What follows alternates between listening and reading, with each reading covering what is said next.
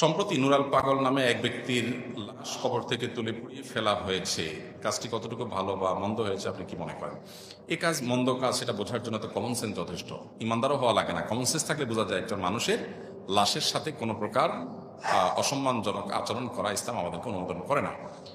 এই কাজগুলো যারা করেছে এরা কোনো দিনদার ধার্মিক মানুষ বলে আমি বিশ্বাস করি না।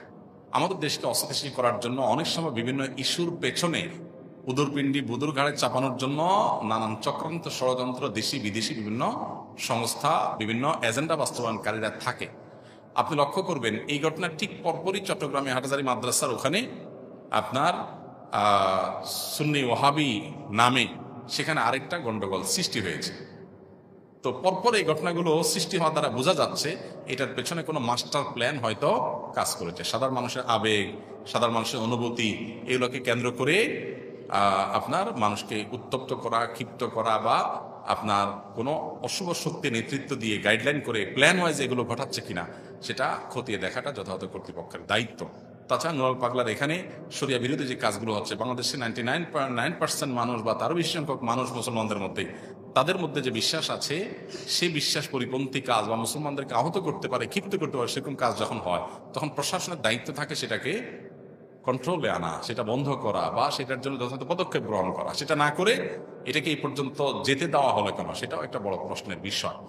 তো এখানে আমরা কি ঘটেছে তার জন্য দায় কাদের সেটা আমরা তো বলার কোনো প্রশ্নই ওঠে না, কারণ আমরা জানি না যে পেছনের ঘটনা আসলে কার কতটুকু।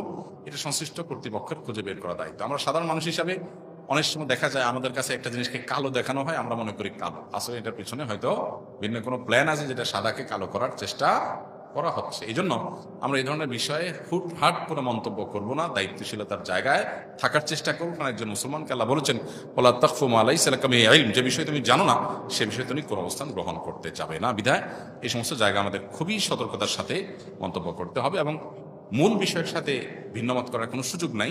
নবী করিম সাল্লাল্লাহু আলাইহি সাল্লামের হাদিস রয়েছে, নাহান নবী সাল্লাল্লাহু আলাইহি সাল্লাম আনিল মুসলা, নবীজি রণাঙ্গনে যুদ্ধক্ষেত্রে পর্যন্ত প্রতিপক্ষ মুসলমানদের শত্রু পক্ষের কারো লাশ বিকৃতি সাধন করতে নিষেধ করেছেন।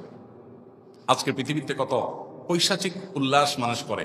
নবীজি সাল্লাল্লাহু আলাইহি সাল্লাম এতগুলো যুদ্ধে অংশগ্রহণ করেছেন, নেতৃত্ব দিয়েছেন, একটি যুদ্ধে কেউ দেখাতে পারবে না আবু জেহাল আবু লাহাবের মতো কাট্টা কাফেরেরও নাক কান কেটে ফেলা হয়েছে, হাত পা কেটে ফেলা হয়েছে, বিকৃতি সাধন করা হয়েছে, আপনার পৈশাচিক আনন্দ করা হয়েছে, তাকে হত্যা করে, এরকম কেউ দেখাতে পারবে না। অতএব একজন মুসলমান তিনি কোনো অবস্থাতে এই ধরনের বিষয়কে সমর্থন করতে পারেন না। আমরা বিশ্বাস করি এর পেছনে কোনো অশুভ শক্তি কিছু সর্বমান মানুষকে সামনে রেখে তারা হয়তো এই কাজ করেছে, অথবা তারাই প্রত্যক্ষভাবে এখানে জড়িয়েছে নানাভাবে। আল্লাহু আ'লাম।